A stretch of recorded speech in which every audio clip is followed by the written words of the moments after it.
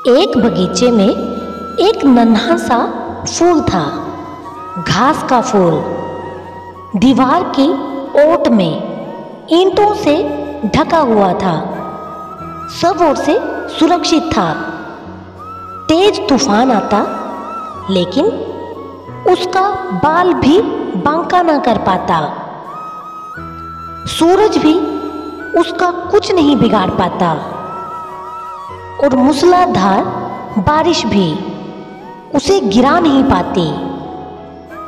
सारी परिस्थितियां उसके अनुकूल थी। उसके पास ही गुलाब के फूल थे। उन फूलों को देखकर वो बड़ा खुश होता, क्योंकि वह भी उनकी तरह खिलना चाहता था। उसने अपने साथी फूलों से कहा, मुझे भी गुलाब के फूलों की तरह महकना है।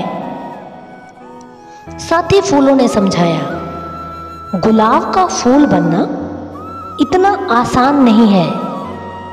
कई बार तो ये कली भी नहीं बन पाते, क्योंकि लोग इनकी कली ही तोड़ देते हैं।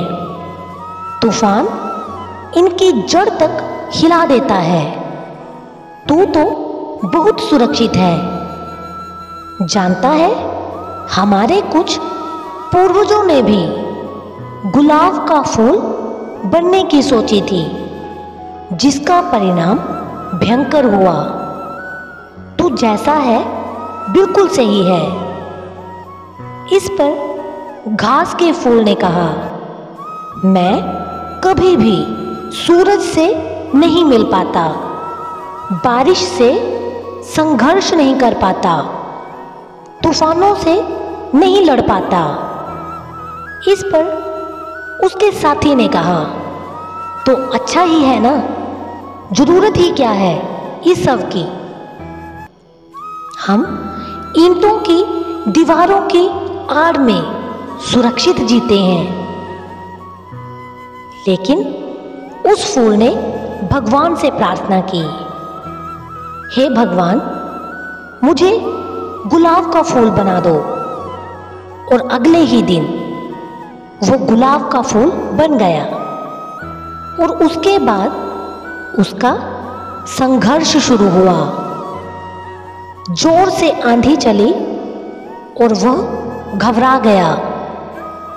उसकी जड़ तक उखड़ने लगी। जब जब सूरज की तपिश लगी तो सारे फूल कुम्हलाने लगे। वो गुलाब का फूल भी कुम्हला गया। अगले दिन तेज धूप लगी और उस फूल की पंखुड़ी भी आसपास में गिर गई।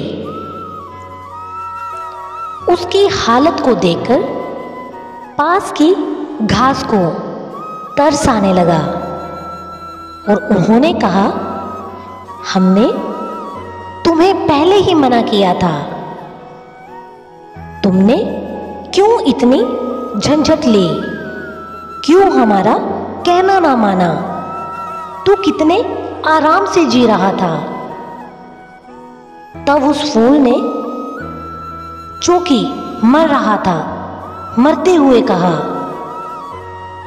मैं आज बहुत खुश हूं और मैं तुमसे भी यही कहूंगा कि जिंदगी भर ईंटों की आड़ में छिपे घास के फूल होने से अच्छा है एक दिन के लिए ही सही गुलाब का फूल हो जाना। आज मैंने अपनी आत्मा को पा लिया है। आज मैंने तूफानों से संघर्ष कर लिया है, सूरज से मुलाकात कर ली है और बारिश से जूझ लिया हूं।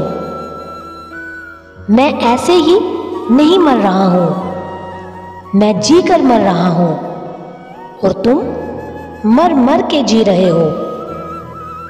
दोस्तों, वो जीना भी क्या जीना जिसमें आप जोखिम उठाने से डरते हो। हमें कभी भी जोखिम उठाने से नहीं डरना चाहिए।